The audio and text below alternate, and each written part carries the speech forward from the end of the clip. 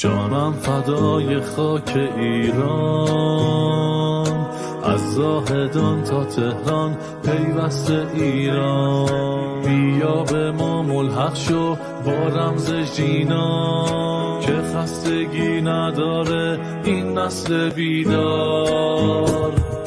از خون جوانان ما لاله دمیده، تو کل کوچه های شهر خون شهیده. فریاد آزادی زدن جوابش تیره، الان به پا خیز که فردا خیلی دیره. همه با یک صدا برای آزادی، دست تو دست هم برای آبادی. با مش فریاد بزن برای حق زن، ظلم فساد ستم حق تو فریاد بزن. نمون زیر ستم، همراه شو هموطن. ما باید بسازیم این سرنوشت رو با هم، که مش نمیدهد بهار از خانه ها درآیید. تو پاییز و زمستون برای راه آزادی.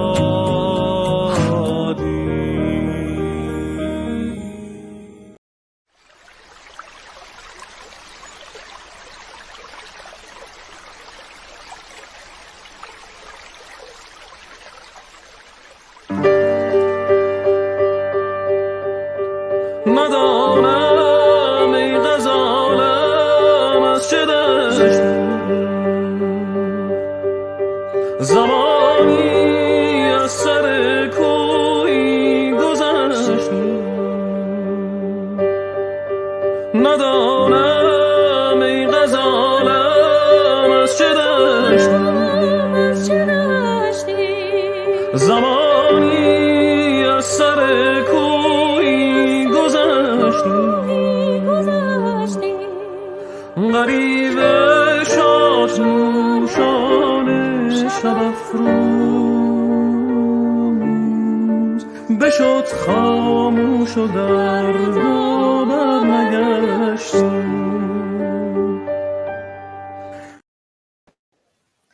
درودهای من رو پذیرا باشید بینندگان عزیز تلویزیون حزب کمونیست ایران. یک بار دیگه با پخش زنده ویژه خیزش مردمی و انقلاب سراسری منکانی در خدمت شما عزیزان هستم.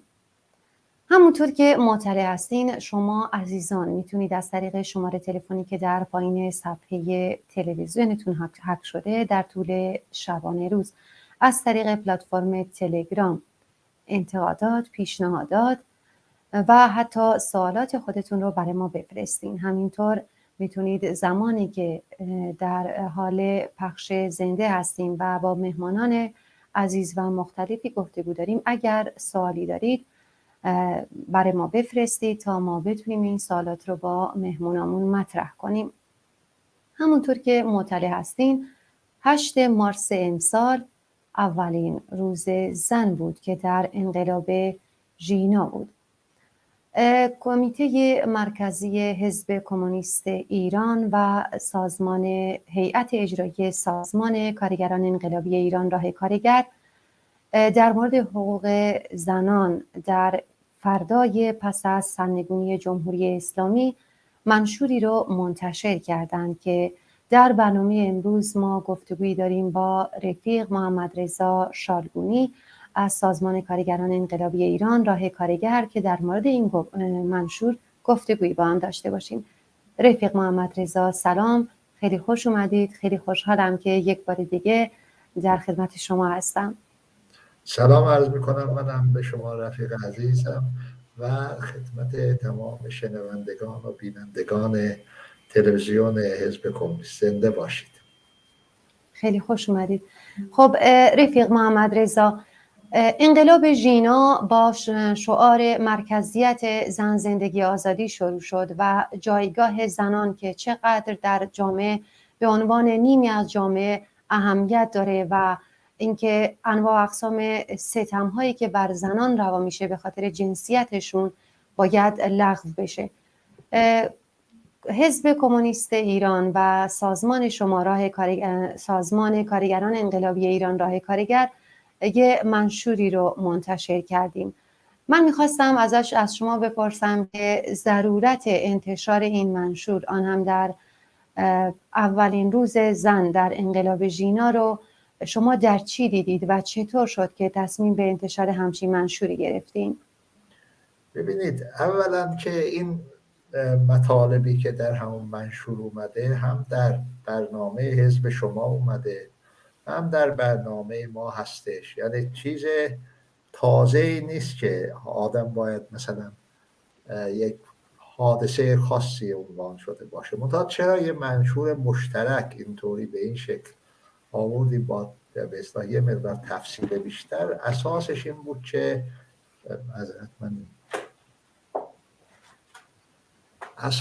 بود که به اصطلاح بتونیم در این شرایط که اولین انقلاب زنانه جهان میگن دیگه، به این حرکتی که در ایران شروع شده، حالا خواه انقلاب بگید، خواه خیزش بگید، خواه خیزش انقلابی بگید، حالا روی الفاظ بحث بی خودی نکنیم.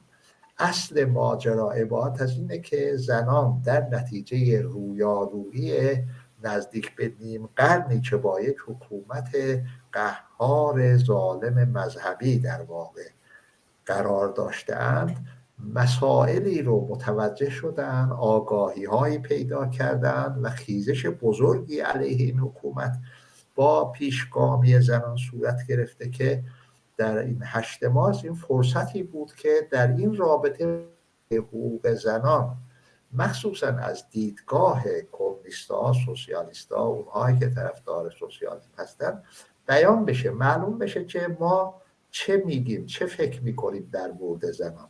البته اینها با گفتن، با پلتفرم دادن و فلان حل و فصل نخواهد شد. مخصوصا مسئله زنان توجه باید داشته باشیم که یک سلسله مسائلش مسائل حیاتی به اصطلاح برابری زن و مرد هست که اینها واقعیت اینه که حتی در جامعه سرمایه‌داری با موانعی روبرو هستش، به این سادگی ها نیست. منتها ما میخواهیم که این مسئله بیشتر تو معرض بحث قرار بگیره، بهش توجه بشه، انتقاد بشه، صحبت بشه درباره‌اش، تا اینکه هرچه بیشتر فعالان مختلف جنبش کارگری، جنبش چپ، جنبش زنان و همه نیروهای مترقی و فلان درک روشنتری داشته باشن، نه که حرفهای ما را بپذیرن، نه حتی انتقاد کنن به حرفهای ما، نظرگاههای ما و اینها، بلکه یه بحث جمعی تری به اصطلاح شکل بگیره و این داستان ها که بشود جنبش چپ ایران و جنبش زنان ایران با خواسته های خیلی ملموستر و شرایط تحقق و عملی شدن اون خواسته ها درکی از اون ماجرا داشته باشند. این اساس به اصطلاح طرح این مسئله بوده. منتها که آیا با پلتفرم مثلا در مربوط به زنان این قضیه حل خواهد شد؟ اصلا کلا پلتفرم ها به اصطلاح منشورها و اینها بیشتر چیزهایی هستند که در عرصه، در بهترین حالت، خوشبینانه ترین حالت در عرصه حرف گفته میشه، مطرح میشه. منتها این که آگاهی پیدا بکنه، کمک بکنه به سازمان یابی زنان در ایران که حالا شرایط بسیار بسیار مساعدی وجود داره، در نتیجه یعنی همون چون اشاره کردم رویارویی زنان ایران با به اصطلاح این رژیم جهنمی، حالا فرصتی میشه که در واقع زنان ایران، مخصوصا جنبشی که در واقع میخواد برای برابری زنان و مردان و دفاع از حقوق زنان به اصطلاح بلند بشه، به حرکت‌ها و سازمانیابی‌های ملموس‌تری دست پیدا کنه. این اساس به اصطلاح منطقه این منشور بوده. بسیار سپاسگزارم. خب رفیق محمد رضا، ما میدونیم که در انقلاب ژینا و میشه گفت هفته‌های گذشته و در آستانه 8 مارس و حتی بعد از 8 مارس خیلی از فعالین حقوق زنان چه در داخل و چه خارج از کشور و کسایی که شاید خودشون رو به یه نوعی میشه گفت صاحب این انقلاب میدونن منشورهای مختلفی رو منتشر کردن. به نظر شما چه تفاوتی بین منشوری که تشکیلات ما و تشکیلات شما مشترکاً انتشار دادن با سایر منشورها وجود داره؟ من فکر میکنم که بعضی از منشورها که زنان فعالان زنان مطرح کردند، حتما که دیگه متعددم هستند، بعضی هاشون انصافا مطالب خیلی قشنگی دارند و اینا. منتها بعضی جریان ها که مثلا همون اصلاح اون عده که 8 نفری که در بیرون خارج هستن همراه رضا پهلوی و اینها، که مثلا اونا مطرح کردن که حالا با امضای 6 نفر و اینها منشوری مطرح کردن، یا مثلا جمهوری خواهان بعضی هاشون مطرح کردند و اینا خیلی در بهترین حالت و روایت خیلی کلیه که برابری زن و مرد و اینها. واقعیت اینه که برابری زن و مرد همینطوری در حرف اتفاق نمیفته. اولا باید روشن بشه که منظورمون از برابری چه هستش.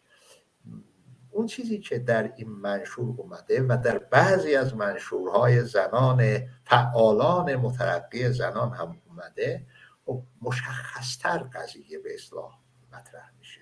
توجه داشته باشید که اولا یک سلسله به اصطلاح قوانین زنجیره‌ای وجود دارد که در این 40 و چند سال گذشته جمهوری اسلامی قدم به قدم رفته و اینها رو نه تنها به اصطلاح تصویب کرده، اجرا کرده، بعد در تمام شئون زندگی پیش برده، بلکه یک سلسله قوانینی بوده که حتی از زمانی که قانون اصلا در ایران مطرح شد، از انقلاب مشروطیت به این ور، در قوانین ما بوده است.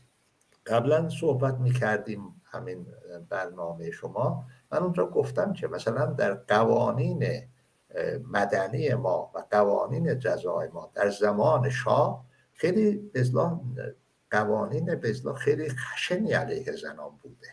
مسئله فقط هم برابری و اینها نیست. توجه باید داشته باشیم که وقتی برابری زن و مرد میگیم، خیلی چیزها هستن که از لحاظ حقوقی بایستی لااقل در قدم اول از نظر حقوقی روشن بشه که در سطح قوانین و اینها برابری به اصلاح در سطوح مختلف اعمال بشه. منتها اینکه این عملی شدن اینها چه هست و چطور میتونه باشه، اونها باید از طریق سازمانیابی، من تاکید میکنم سازمانیابی زنان و مخصوصا توده زنان زحمتکش و فلان اگه پیش نره امکان ناپذیر هستش. عذر میخوام، میشه لطف کنین به اینا اشاره داشته باشین، اشاره کوتاهی که چی هستش که باید در قدم اول همونطور که اشاره کردین اینا برآورده بشه، چه خواسته هایی هستش؟ ببینید یک سلسله مسائل هست که مثلا فرزند، بچه، واقعیت اینه که نقش زن در متولد شدن بچه و همینطور در به اصطلاح چیزهای تربیت و اون اصلا قابل مقایسه با مرد نیست. من نمیخوام نقش پدر رو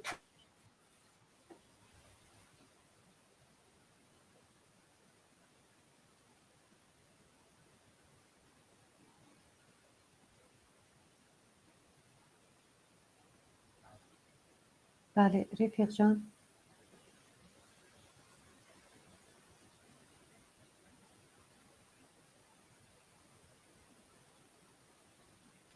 رفیق محمد رضا صدای شما قطع شد، صدای منو دارین؟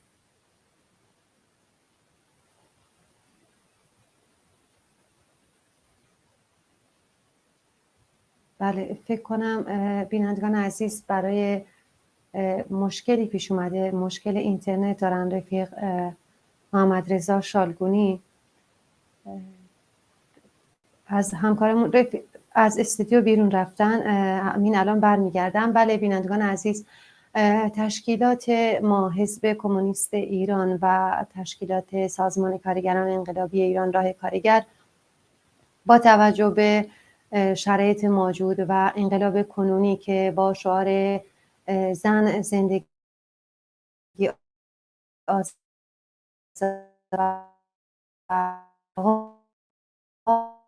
آغاز این انقلاب و رهبری در این انقلاب بیشتر زنان به دنبال، یعنی همه زنان و مردان آزادی خواه و برابری طلب به دنبال برابری کامل هستند در جامعه، چه در سطح سیاسی، چه اقتصادی و چه اجتماعی. و انقلاب ژینا این مردم رو به این نتیجه رسوند، نه تنها در ایران و کردستان بلکه در تمام دنیا، که تا زمانی که زنان در یک جامعه آزاد نباشند اون جامعه آزاد نخواهد بود.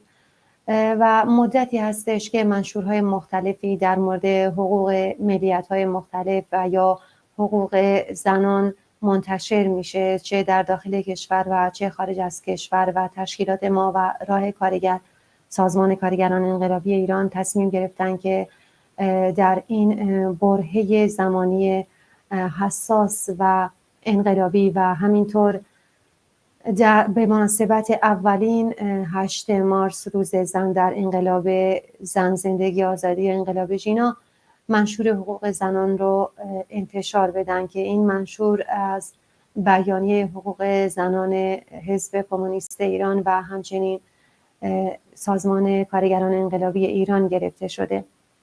در این منشور اشاراتی به حقوق زنان در همه عرصه ها شده و به اینکه زنان چه در سطح سیاسی و چه در سطح تولید در جامعه باید با مردان برابر باشند در همه عرصه ها. و امروز در برنامه زنده امروز با رفیق محمد رضا شالگونی گفتگویی داشتیم در مورد ضرورت انتشار این منشور و تفاوت این منشور با سایر منشورها که متاسفانه ایشون مشکل اینترنت داشتن و از استودیو خارج شدن. از همکارامون تقاضا دارم که شما یک کلیپ کوتاه اونا براتون پخش کنن و شما ببینید، ما برگردیم و امیدوارم که مشکل رفیق محمد رضا شالگونی حل شده باشه و وارد استودیو شده باشن.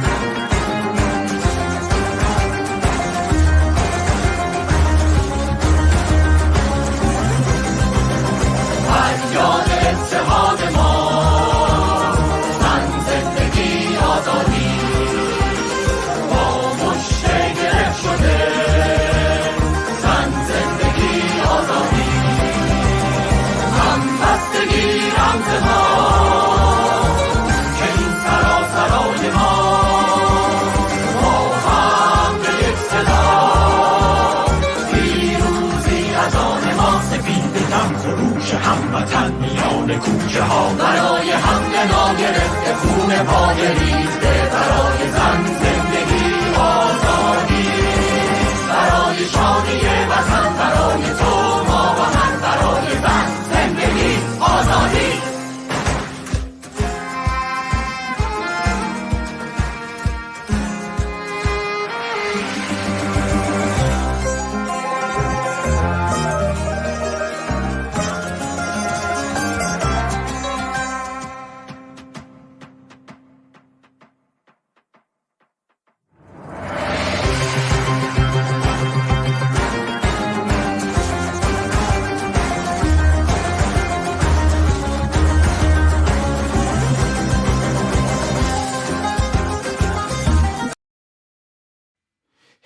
جانیان خون از دل ما میخوری، قد میکشی اما چه سود، طوفان بیاید قامت بیریشه ها خواهد شکست.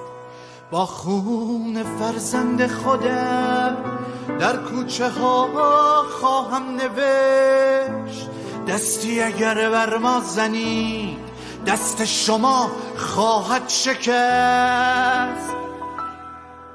هی دار میزنید و جار میزنید و دار میزنید و حبس، اما بدانید این قفس در انتها خواهد شکست. هی خاک میکنید و خاک میشویم و خاک میخوریم به ترس، که شیشه عمر شما به دست ما خواهد شکست، به دست ما خواهد شکست.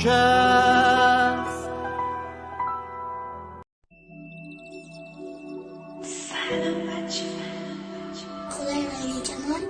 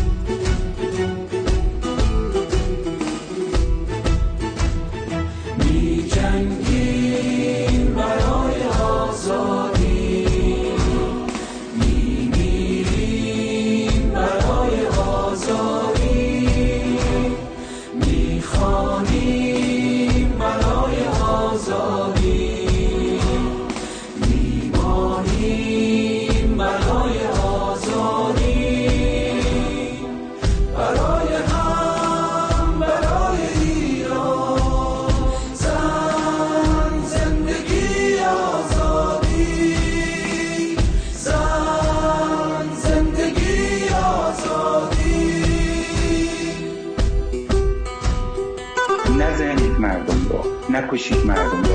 این مردم مالکان این سرزمینن، این مردم خود ایرانن. برای پایان این استبداد نیاز به اتحاد داره. کارگرها که اعتصاب کردن تا پاییزان باشون هستن، همشون صدقه‌های من.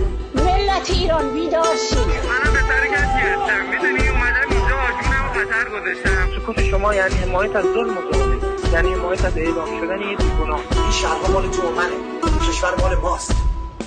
می جنگیم برای آزادی، می میریم برای آزادی، می خوانیم برای آزادی، می مانیم برای آزادی. درودهای دوباره بینندگان عزیز، خوشحالم که در خدمت شما هستم. از اینکه مشکلی برای رفیق محمد رضا شالگونی پیش اومد و ایشون ارتباطشون با ما قطع شد ازتون عذر میخوام. برنامه امروز در مورد منشور حقوق زنان ایران بود که مشترکاً کمیته مرکزی حزب کمونیست ایران و هیئت اجرایی سازمان کارگران انقلابی ایران راه کارگر این منشور رو منتشر کردن و در این مورد گفتگو داریم با رفیق محمد رضا شالگونی، عضو سازمان کارگران انقلابی ایران راه کارگر. رفیق محمد رضا، درودی دوباره. سلام از کنم مجددا. معذرت میخوام که این اشکال در اینترنت من بوده که یه دفعه اینطوری شد و قطع شد. عذر میخوام از شما و شنوندگان و بینندگان عزیز.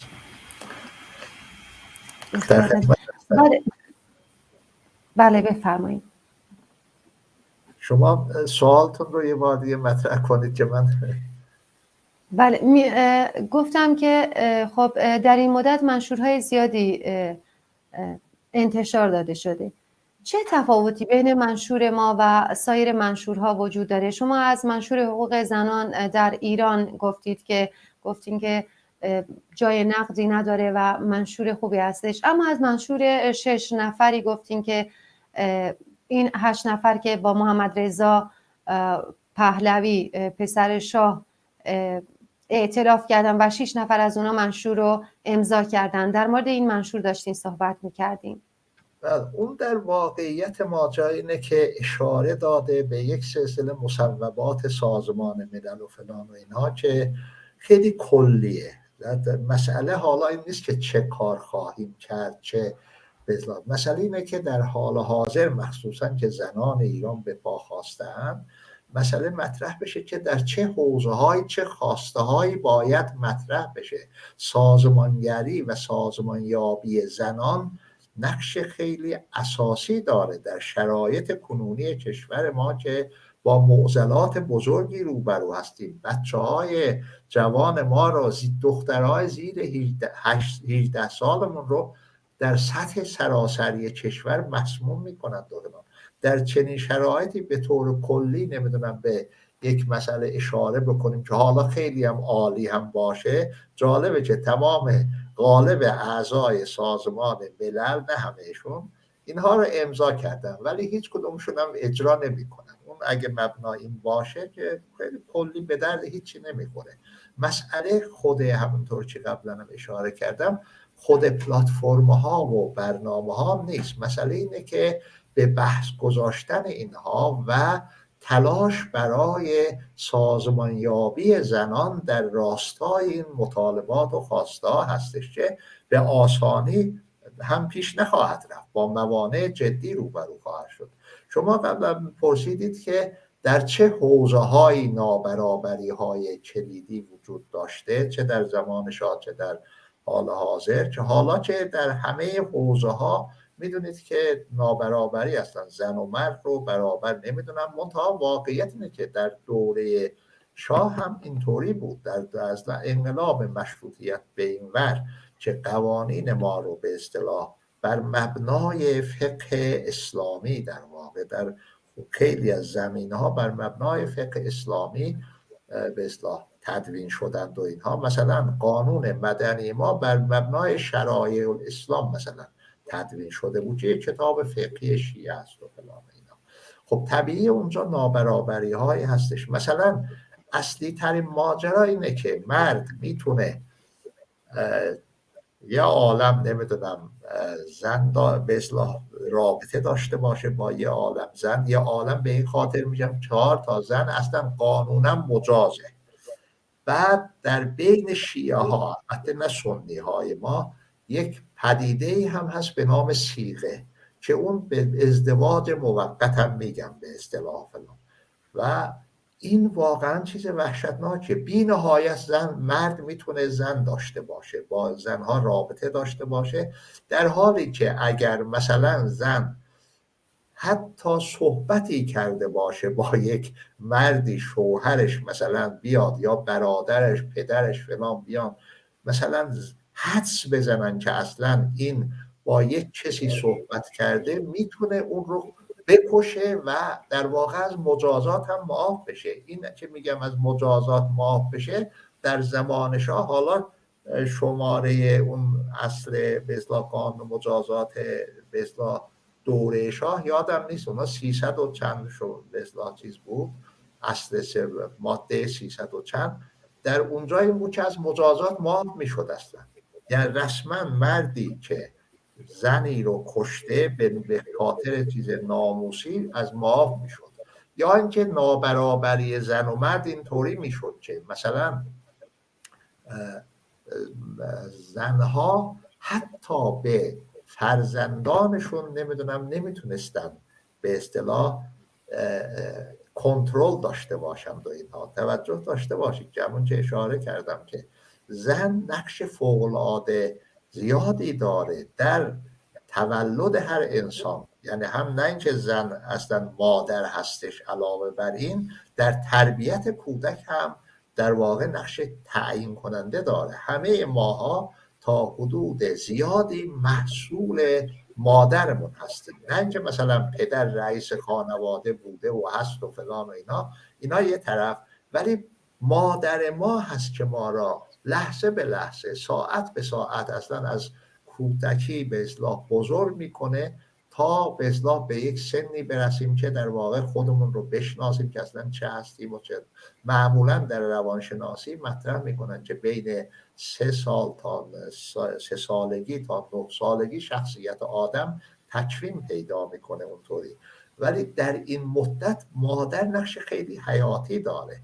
ولی توجه داشته باشید که اگر پدر مرد یا مسئله پیش اومد، مادر نمیتونه بلافاصله به اصطلاح صاحب فرزند خودش بشه، هدایت بکنه. این رو مثلا به پدر بزرگ داده میشد و اینا. حتی در قانون اساسی جمهوری اسلامی که با شارلاتان بازی خواستن بگن که یه امتیازی به زنان میدن و فلان، آوردن اینو که مادرها میتونن حق صیانت، حق نگهداری فرزندانشون و اینا را داشته باشن. منتها یه کلمه، یه قیدی هست که خیلی اون طلایه اونجا اون کلیدیه. در صورت نبود پدر بزرگ. با پدر بزرگ یا چه نقشی داره در چیز فرزند؟ زن نمیتونه بچه خودش رو به اصلاح داشته باشه، کنترل بکنه، بزرگش بکنه و باید خانواده پدری اجازه بده. اینا مسائل خیلی مهمی هستن. بعد در رابطه با ارث، مسئله خیلی خیلی حیاتیه که در ماجرای ارث زن در بهترین حالت نصف به اصطلاح فرزند پسر به اصطلاح ارث میبره از خانواده. و جالبه که در این موارد هم یک قوانینی رو اینا اضافه کرده بودن که بیشتر از فقه وارد ماجرا شده بود. در فقه اسلامی اینطوری شده که از چه چیزهایی زن ارث میبره؟ از به اصطلاح زمین ارث نمیبره. زن، منظورم زن همسرها، همسر از زمین ارث نمیبره.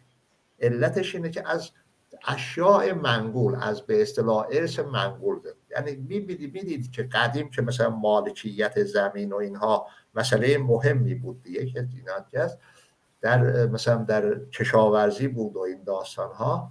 بعد زن عملا وقتی که به اصطلاح شوهرش شد یا جدا میشد یا میمرد، به اصطلاح شوهر میمرد و اینها، زن اصلا هیچ چیزی ارث نمیبرد.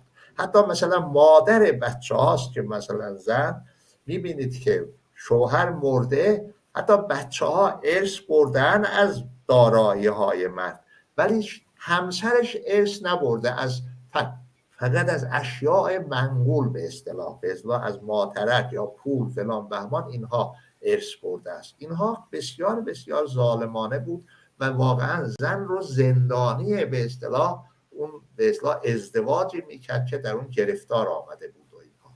و بقیه مسائلی که اونقدر زیاده که به اصطلاح اون سرش ناپیداست. یا در رابطه با قتل ناموسی، ماجرا اینه که حتی در قوانین اسلامی قرآن ها هستش. من در این رابطه اصلا مقاله نوشتم که حتی در مقایسه با اسلامی که قبلا در زمان محمد بن عبدالله به اصطلاح اومده در سوره نور مثلا هستش، اینه که یک مردی بیاد زنش رو با یک به اصطلاح مرد دیگه ببینه، بایستی شاهدم نداشته باشه، بایستی بیا شکایت بکنه و باید قسم بخوره که من این رو با این مرد دیدم و در این حالت دیدم و اینها.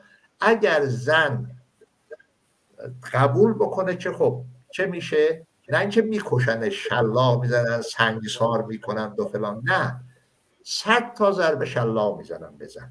و اگر زن به اصطلاح قبول نکنه و قسم بخوره که این مرد دروغ میگه، من قسم میخورم که من راست میگم، اینها از همدیگه جدا میشن. به این میگفتن طلاق باین، یعنی دیگه نمیتونن ازدواج بکنن. این قانونی بود که در قرآن اومده بود. مثلا فرض بکنید با حال که در فقه اسلامی که بعداً در دوره عباسی شکل گرفتیم، فقه اسلامی اصلا مسئله اینه که مرد میتونه زنش رو بکشه و از مجازات معاف بشه، کسی نمیتونه استبداد بکنه. چنین چیزهایی بعداً وارد شد.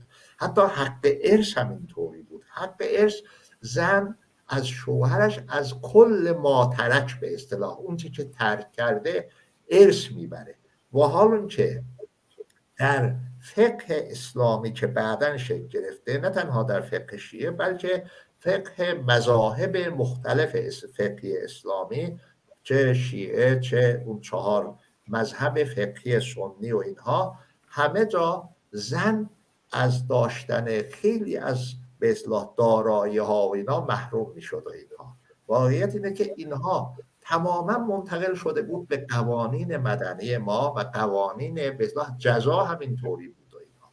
و اینها هنوزم یعنی در دوره شاه هم بود. اصلا من یادمه که قبلا که اومدن از به اصطلاح زمان شاه، در دوره هویدا بود که اومدن که به اصطلاح طلاق رو که کاملا در دست مرد بود. جالبه این مسئله خیلی جالبیه که عقد ازدواج یک قرارداد از نظر حقوقی 2 طرف لازم داره.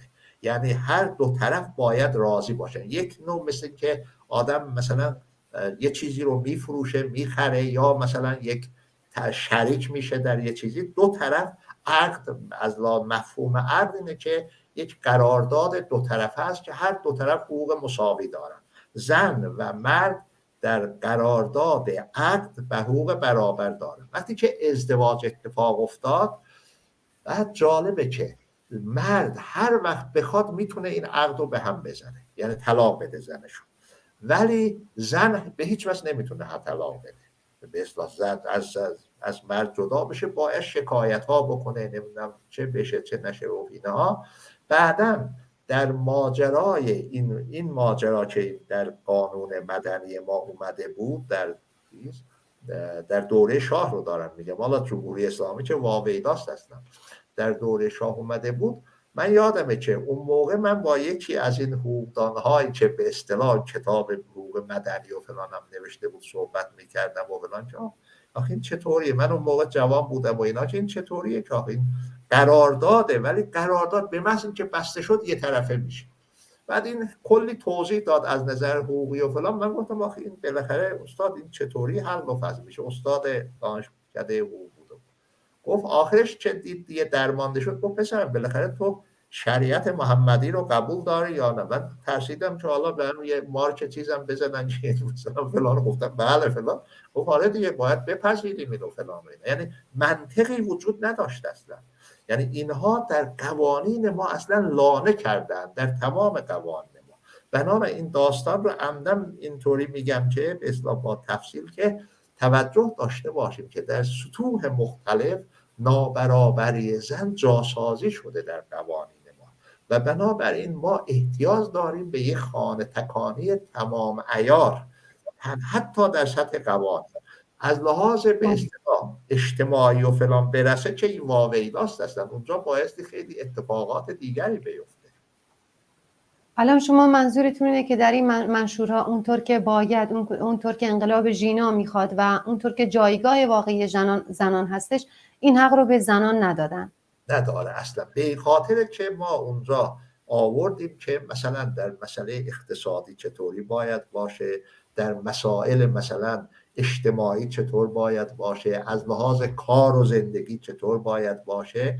و مثلا توجه داشته باشید که به اصطلاح زن حق مالکیت، یه امتیاز فقه اسلامی بر دوره به اصطلاح حقوق اروپایی که در قبل از به اصطلاح عصر رنسانس و فلان در اروپا بود تا قرن مثلا 18 و فلان، این امتیاز رو داشت که زن خودش مستقل از مرد میتونست مالک چیزهایی باشه، چیزهایی داشته باشه، با همون که در حقوق اروپایی نبود. منتها مسئله که هستش اینه که خیلی از این ماجراها رو در واقع از زن سلب میکردن به انواع و اشکال مختلف. اینا رو برای این میگم که در قوانین ما، چه قوانین مدنی و چه در قوانین جزایی و قوانین مربوط به ازدواج، قوانین مربوط به رابطه زن و شوهر، یه عالم جاسازی شده است که در واقع جاسازی که یعنی نه اینکه مخفیانه جاسازی، فقط این ماجرا اینه که زنها با آگاهی بر اینها بایستی براشون قدم به قدم مبارزه بکنن. وقتی هم که میگیم که اینها روشن بشه، مسلمه که با حرف زدن روشن نخواهد شد. سازمانیابی باید دورشون صورت بگیره، مخصوصا زنان آگاه و فعال جنبش زنان روی این متمرکز بشن و طبیعتاً چپ‌ها که حتما باید متمرکز بشن و برابری زن و مرد اتفاق بیفته. و مخصوصا توجه داشته باشید که همین الان در کشورهای اروپایی حد پذیرفته شده است که وقتی که زن و مرد از هم جدا شدن، بچه اگه داشته باشن، اولویت نگهداری بچه با مادر هستش، با آنکه در قوانین ما این نیست اصلا. یعنی پدر اگر اجازه نده نمیتونه مرد نگه داره، مخصوصا در به اصطلاح دوره جمهوری اسلامی که اصلا چنین چیزی نمیشه. واقعیت اینه که این نابود کننده است برای مادر که چنین چیزهایی رو داشته باشه. در این صورت که من به نظرم میاد که از لحاظ کار زنان، همونطور که اون صحبت میکردیم قبلا در گفتگو با شما، که اونجا من یادآوری کردم که اصلا در زمینه اشتغال زنان در ایران یکی از پایین ترین سهم رو دارند، و حال که زنان ایران حالا به خاطر شوچی که جمهوری اسلامی وارد کرده مثلا مخصوصا در رابطه با تحصیلات عالی و اینها بیشتر از مردها نقش دارن. حالا منتها 60 و چند درصد سهم زنان در آموزش عالی رو در نظر بگیرید با اشتغال زنان که همین الان طبق آمار رسمی حدود 10% مثلا.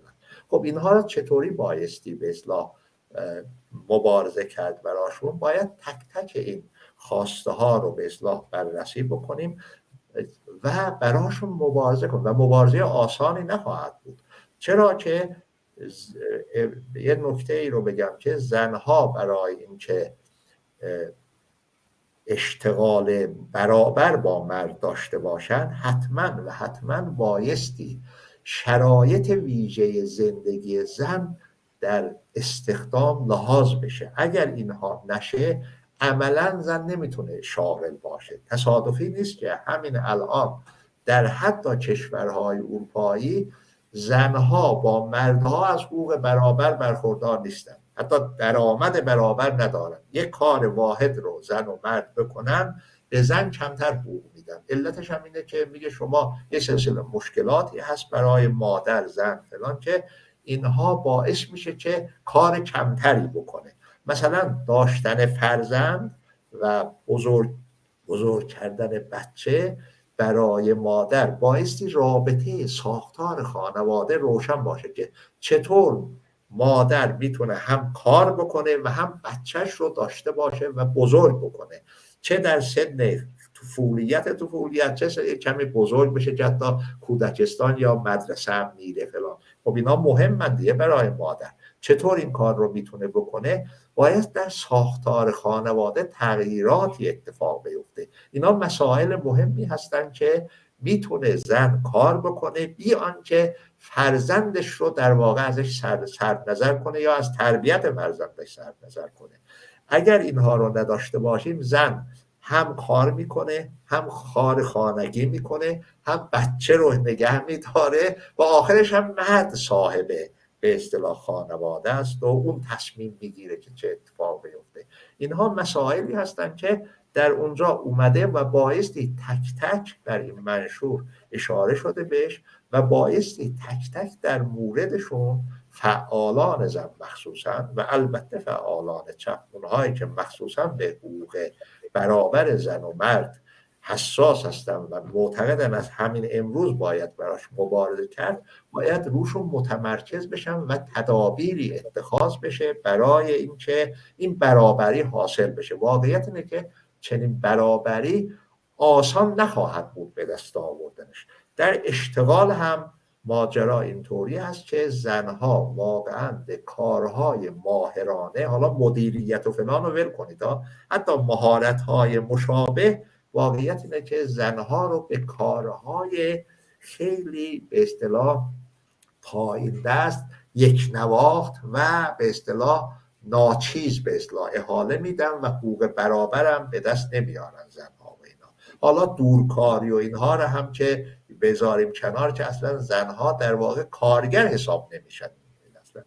اینها بایستی حل بشه. اگه بدون اینها واقعیت نه که برابری زن و مرد و هی بگیم و اینها، این مخصوصا زنها به اصطلاح زنان سوسیالیست، کمونیست و اینا باید حساسیت داشته باشند به این مسئله که نمیتونن اصلا در واقع در حرفهای توخالی میزنن که برابری زن و مرد، باید متمرکز بشن روشون و در رابطه با هر کدوم از اینها طرحهایی داشته باشن. به نظر میاد که اینها مسائلیه که چپ ایران هنوز روش متمرکز نشده و متاسفانه بعضی از جریانهای چپ هم مسئله زنان را جزو مسائل ویژه سوسیالیستی نمیدونن، و حالا که مسئله زن مسئله ویژه سوسیالیستی اصلا، یعنی جنبش سوسیالیستی اگر این رو متمرکز نشه روش، نمیتونه جنبش به اصطلاح واقعا حتی در سطح طبقه کارگرها، اصلا کارگرها چون بخش اعظم کارگرایی که کارهای به اصطلاح غیر رسمی پاره وقت و با درآمد پایین انجام میدن زنها هستن.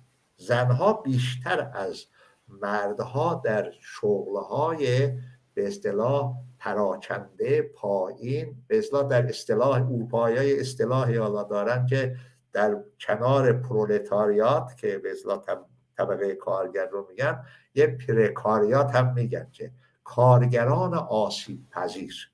زنها تقریبا اکثریت قاطعشون کارگران پرکاریات هستند، در واقع کارگران آسیب پذیر هستند. این مسئله‌ایه که در رابطه با این مخصوصا در چند دهه اخیر کتاب‌های زیادی نوشته شده و زنان به اصطلاح کارگران آسیب پذیر چیا هستند. نقش زنان در این رابطه خیلی حیاتیه، یعنی حتی در جایی که شغل خوبی هم داره شکننده هستش و اینها رو نمیشه بدون توجه به اون شرایط کار، ادامه فعالیت و نحوه تنظیم اون با زندگی خصوصی و اینها به اصطلاح رو حل کرد و اینها، و زنها همه این بارها میفته دوش زن. بنابراینه که واقعا خرد کننده است برای زنی که کار میکنه، هم بایستی خانه داری بکنه، آشپزی بکنه، نمیدونم خانه رو تمیز بکنه، بچه رو بزرگ بکنه فلان، و درآمدش هم واقعا اصلا در دست خودش هم و بعضی وقتا نمیرسه. توجه داشته باشید که چنین چیزهایی به شدت زن رو آسیب پذیر میکنه. بسیار سپاسگزارم. همینه که ما چپ ها میگیم که تنها در جامعه سوسیالیستی هستش که نه تنها زنان و مردان بلکه آحاد جامعه میتونن برابر زندگی کنن. اتفاقا من دیروز با یکی از عزیزانی که چپ هستش بحثی داشتیم در مورد اینکه خب زنان تنها در یه جامعه سوسیالیستی هستش که میتونن به آزادی و رهایی واقعی دست پیدا کنن، و ایشون میگفت که ما الان در سوئد داریم زندگی میکنیم و همون که مواردی که در این منشور قید شده در سوئد هستش، اما خب من هم بهشون گفتم که هنوز هم در سوئد 10% دستمزد زنان نسبت به مردان 10% پایین تره و هیچ جای دنیا هم این دستمزد برابر کار مشترک در زمان مشترک اما دستمزدها برابر نیستن. سپاسگزارم. زمان برنامه کم کم داره به اتمام میرسه. آیا واکنشی نسبت به این منشور زمانی که انتشار داده شده بود از طرف فعالین حقوق زنان یا فعالین آزادی خواه و برابری طلب واکنشی داشته این منشور؟ من خیلی دقیق نمیدونم که احتمال زیاد حتما شما بایستی اطلاعات بیشتری داشته باشید. من نمیدونم که واقعا چقدر به اصطلاح استقبال شده یا بهش با دید انتقادی نگاه شده، ولی کاش اینطوری باشه که بحث‌هایی صورت بگیره و من فکر میکنم که مخصوصا شما بایستی بحث‌هایی رو راه بندازید در حوزه‌های مختلف که این چطور میتونه پیش بره و چه مسائلی که طرح شده از حالت انتزاعی که بعضی وقتا هم غیر قابل فهم است در بیاد به یک بحث فعال و شفاف به اصطلاح تبدیل بشه. امیدوارم که هرچه بیشتر بشه این بحث‌ها رو راه انداخت، ولی بحث‌ها اگر صورت نگیره، حولشون به اصطلاح نظرات مختلف شکل نگیره، فکر نمی‌کنم که بتونه کمک بکنه به جنبش زنان، چون منشورها فقط روی کاغذ که برای تماشا کردن نیست، که برای اینه که در سازمانیابی جنبش مورد اصلاح استفاده قرار بگیره. متاسفانه چنین نیست حالا.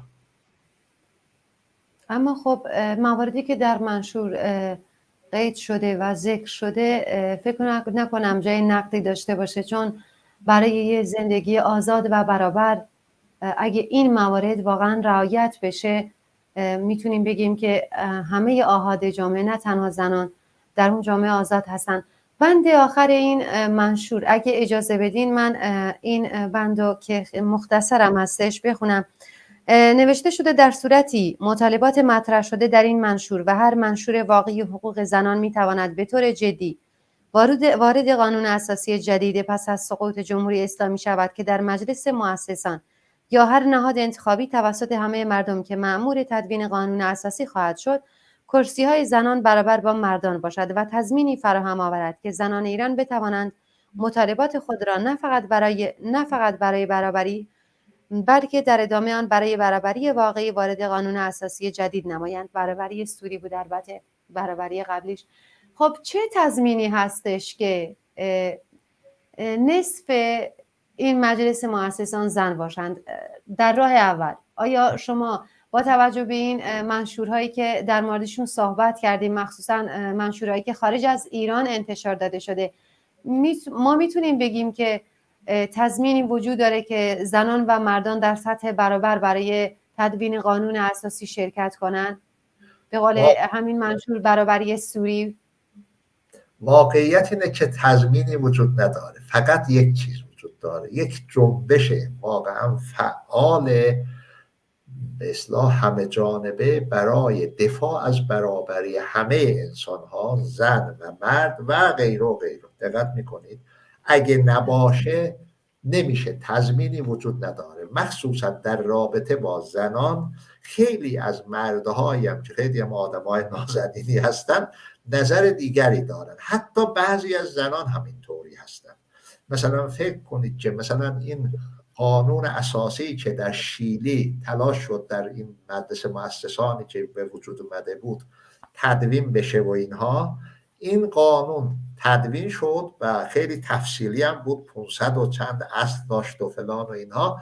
وقتی به رفراندوم گذاشتند رأی نیاورد. علتش این بود که نه تنها مردها بلکه بخش قابل توجهی از زنان هم رأی ندادند، چون معتقدند که بعضی هاشون اینها حرف عملی نیست و البته بی ربط هم نمیگن، یعنی حرفه نه که عملی نیست. به این سادگی ها هم تحقق پیدا نخواهد کرد. مسئله زن پیچیده ترین مسئله زندگی و جامعه انسانیه. توجه داشته باشید که به اصطلاح تقسیم کار جنسی که انگلز اون موقع در اول کتابی بایی که نوشت و اینجا اولین تقسیم کاری که در واقع به وجود اومد، زن اون جایگاهش رو از دست داد و دلایلش حالا اینجا چرا از دست داد و فلان اونو بایستی دید و اینها. واقعیت اینه که اون شرایط رو ما نتونیم به اصطلاح براش مبارزه کنیم، برگردونیم. به این خاطر میگیم که شرایط به اصطلاح گذار از سرمایه‌داری به سوسیالیسم اگه تحقق پیدا نکنه خیلی از این چیزها اتفاق نخواهد افتاد. حتی مثلا توجه داشته باشید که مثلا در شوروی قوانین واقعا چیزی با انقلاب اکتبر تدوین شد و اینا، ولی بعدا در دوره اسلامی خیلی هاشون اصلا تغییر دادن اون قوانین رو. یعنی قانون ممکنه تصویب بشه حتی به قانون اساسی کشورم وارد بشه فلان، منتها بعدا میگن اینا عملی شدنی نیست و فلان و اینا. یعنی در شرایط اجتماعی باید تغییراتی اتفاق بیفته، به این سادگی ها نیست. مثلا در رابطه با مسئله زنان که خانه‌داری فلان بر عهده زنان نباشه، کارهایی کردن بولشویک‌ها به صورت نمونه چیزی کردن که خانه‌های به اصطلاح بلوک‌های ساختمانی عمومی درست بکنن که چطوری آشپزی عمومی تر بشه فلان و بهمان. چقدر موفق شد چقدر موفق نشد خیلی جالبه. اینا رو آدم مطالعه کنه متوجه میشه که چه مشکلات جدی وجود داره، ولی درست به همین دلیل یک مبارزه خیلی سرسختانه و همه جانبه لازمه. هم فعالان کمونیست و جنبش کارگری، زنان مسلماً آگاه تر بشن و بدونن که به این میشه دست یافت. اولا که غالب زنان مسلماً طرفدار سوسیالیسم خواهند شد و فلان. ثانیاً واقعاً خودشون آگاهانه ابتکارها به اصطلاح اون تخیل و به اصطلاح خلاقیت هاشون رو به کار خواهند برد تا اینکه بتونن اینها را در جهت عملی سازی پیش ببرن. اون نشه نمیشه، آسان نیست. بله، بسیار بسیار سپاسگزارم. اما خب برای اینکه ما بتونیم یه همچین قانون اساسی رو تصویب کنیم قطعاً باید شرایط عینی و ذهنی آماده باشه. فکر کنم که انقلاب ژینا تا حدی تونسته که در ایران، حتی میشه گفت در سطح جهان، این شرایط ذهنی رو آماده کنه و امیدوارم که ما بتونیم بعد از سرنگونی رژیم جمهوری اسلامی بتونیم که قانونی رو به تصویب برسونیم، مردم آزادیخواه و برابری طلب ایران بتونن که قانون اساسی رو به تصویب برسونن که هرچند که به قول شما این زمان میبره، اما خب زنان تا حد زیادی بتونن به حق و حقوق واقعی خودشون برسن. شما اینطور فکر نمی‌کنید؟ دقیقاً اینطوریه. فقط اینه که این قوانین و اینها خوبه و با خودشون روشنگر هستن، میتونن کمک کنن، ولی بایستی زنان، مخصوصا زنان و جنبش زنان ما احتیاج داره، چون بعضی از چپ‌ها معتقدن جنبش زنان ربطی به جنبش کارگری نداره. قبلا هم اشاره کردم یه طبقات ما که حیاتی هسته. جنبش زنانی ما لازم داریم که از پایین، همین 8 مارس رو توجه داشته باشید که کمونیست‌ها اول مطرح کردن، کلارا زتکین رو پیشنهاد کرده، دقت بکنید. زنان کمونیست و اینها که روز زن اصلا مسئله حیاتی بوده، خیلی مهمه. اگر اینها رو پیش ببریم قدم به قدم، شرایطش رو به احتیاطی بکنیم، لااقل آگاهی لازم برای یافتن راههایی جهت عملی کردن به اصلاح این خواسته ها فراهم خواهد آمد و آگاهی زنان پیشرو ما، زنان کارگر در پایین و غیره خیلی حیاتی هستند برای این ماجرا که به نظر من این رو بایستی فراهم آورد. جنبش کمونیستی و سوسیالیستی از جنبش مستقل زنان نباید بترسه. مثلا اون کلارا زتکین در خاطراتی که از لنین آورده میگه که گفتم که مثلا یه روزی فلان یه چیز سازمانی که زنان فلان در حزب حتی مردا غلبه دارن، لنین گفت یه سازمان زنان درست کنید و فلان. گفتم آیا این مثلا یه انحرافی نیست؟ از گفت چرا انحراف باشه، خودتون درست کنید و اینا. حتی از اینجا بود که اون احزاب کمونیست به طور سوری یک سازمان دموکراتیک زنان در کنار خودشون درست کردند و فلان، منتها عملی نشد، چون از دوره استالین به بعد عملا مسکوت بود این مسائل در حد حرف و فلان. بازم خیلی دستاوردهای درخشانی داشته انسان، ولی به هر حال این آسان نخواهد بود، ولی درست به همین دلیل باید تلاش‌های خیلی فشرده تری خودشون صورت بگیره. بله قطعاً همچین تلاش‌هایی خواهد شد. میدونیم که جرقش در همه دنیا زده شده. بسیار ازتون سپاسگزارم از اینکه وقتتون رو برای تلویزیون ما و این برنامه گذاشتیم و از اینکه یک بار دیگه دعوت من رو قبول کردیم. متشکرم. عذر میخوام که اختلال ایجاد شد و حتما ولی تقاضا میکنم از شما که با زنان آگاه و فعال مخصوصا که به جنبش سوسیالیستی هم تعلق داشته باشند گفتگو بکنید. این مسائل هی طرح باید بشه و روشنایی بندازه. مثلا حتما این کار رو کردیم و انجام خواهیم داد. حتما این وظیفه روتین ماست. مارس و اینا نشه، این اصلا برنامه منظم در این مورد خیلی حیاتیه. حتما. خیلی ازتون سپاسگزارم. زنده باشید. بله بینندگان عزیز، به پایان وقت برنامه زنده امروز رسیدیم. آنچه که تقدیمتون شد گفتگویی بود با رفیق محمد رضا شالگونی از سازمان کارگران انقلابی ایران راه کارگر در مورد منشور مشترک حقوق زنان ایران که کمیته مرکزی حزب کمونیست ایران و هیئت اجرایی سازمان کارگران انقلابی ایران راه کارگر منتشر کرده بود. با این امید که مورد پسند شما واقع شده باشد. سپاسگزارم از اینکه تا این لحظه با ما همراه بودید. تا دیداری دوباره شاد و سربلند باشید. به امید پیروزی برای زن، زندگی، آزادی.